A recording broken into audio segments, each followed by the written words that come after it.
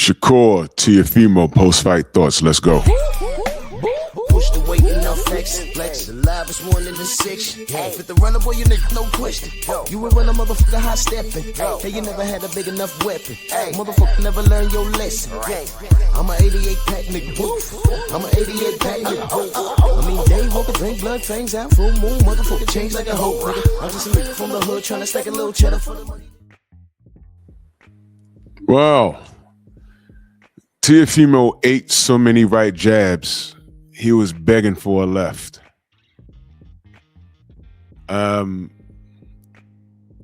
Here's what I learned. Well, actually, when I went to the presser a few weeks ago, I noticed, I said, yo, Core bigger than this dude. And, Teo strong, he a puncher and stuff. I was at 35 now. What I realized is when Shakur started, he's grown. He's actually growing into his weight. He said I'd be the stronger guy. Must be seen to believe, and I seen it. Shakur was stronger. He was more comfortable in there. He was not hopping away in fear of Teofimo's power, like how people accused him of being in fear of Edwin De Los Santos. But if you follow my channel, I didn't fault him for the De Los Santos performance at all. I always said, fight your fight. When he got in there with Zepeda and laid on the ropes, I said, okay, yeah, you want to get something out your system and show people you're a dog. And I said, young man, never fight that fight again. Always fight your fight. It's their job to catch you and stop you from doing what you were doing. Teofimo tried, but he lacked the talent. Now, if you follow my channel, I'm not the biggest Shakur fan either, but I definitely cannot stand Teofimo Lopez. And before I go any further, that jab that you was eating all night had your eye looking like the bloody snatch that birthed you. But moving along, I only gave Teofimo round 8, and that's because he hustled at the end. With some body work that was pointless. Outside of that, he got smoked. He got smoked. I love watching boxing. I love the science of it, which is why you don't hear me call fighters boring. All right. Have there been boring fights historically? Yes. This wasn't one of them. Shakur put on a clinic. And Teofimo at this level can't stop a damn jab. This is ridiculous. Cut his face up. Cut his face up. They patched him up, and before the bell rang for the next round, eye bleeding again. The corner work in Lopez's corner was horrible. I literally heard Teo Sr. said, you gotta go in there and hit him. What? What are you talking, bro? Okay, your son is actually trying to do that. So what do you get when Teofimo doesn't have the footwork to compete with his opponent? And lo and behold, he's not as strong as you thought he would be against that opponent. What you have is a wash. At 35, Teofimo had equalizing power. All right, he almost turned the tables on George Kambosos late in the fight. Almost. I don't think that's there at 140. I don't think that's there. Matter of fact, I know it's not there. And now you see why this guy avoids certain fights. Now I'm gonna tell you something. Shakur is one of the best pure boxers today. He's one of them, absolutely. But let me lay down the law right now. I heard him say something. I didn't hear it. He said something about slavery and everything. I don't know what that was. I just heard him say slavery. I'm like, here you go. But I ain't pay attention, so I'm not going to rip him for that because I didn't know what he said exactly. But I hope you understand. All right, now you see why he didn't want no smoke with Devin Haney. Now you see why he's super respectful around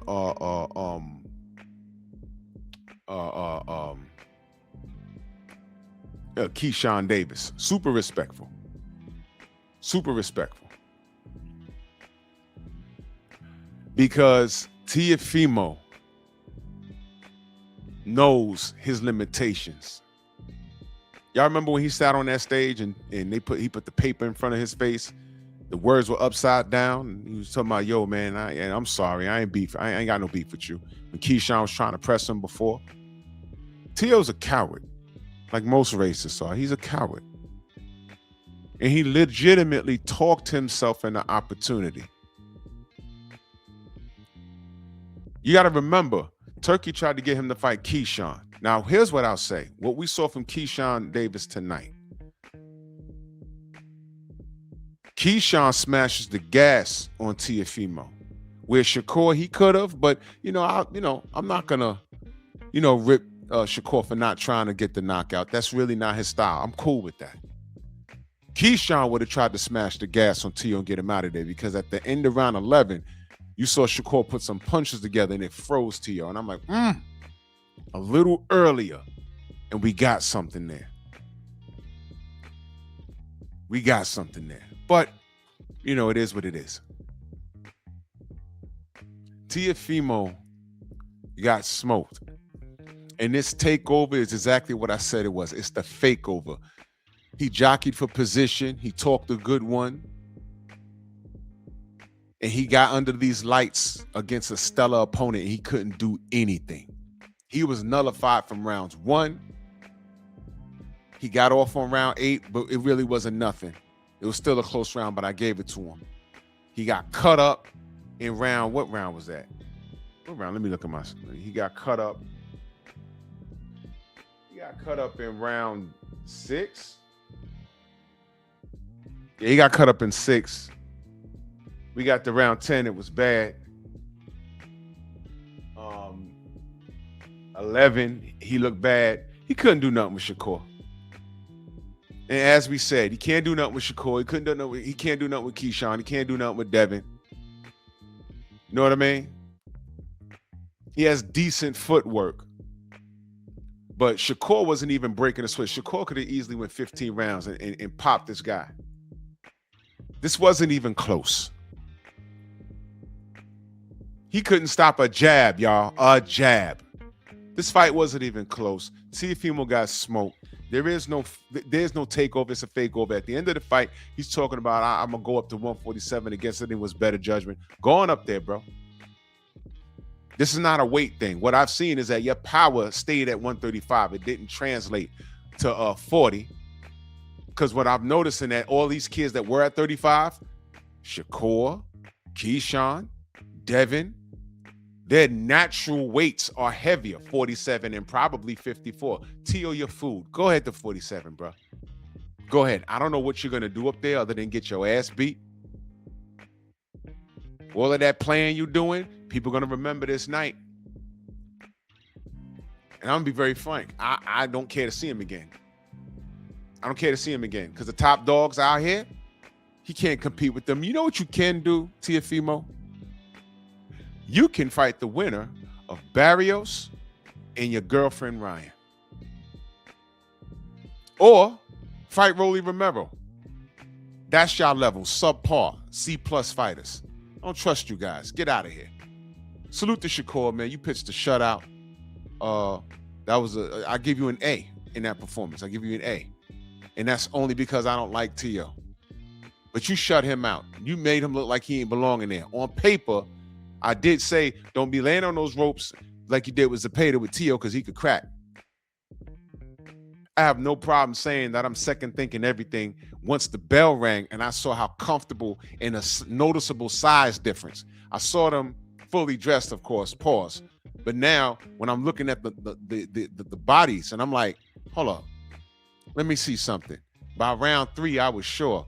Shakur's not scared of no damn power because Teo's not packing the same punch that he did at 135.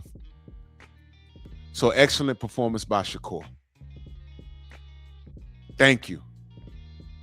Get Teo the F up out of here. Bronx on deck.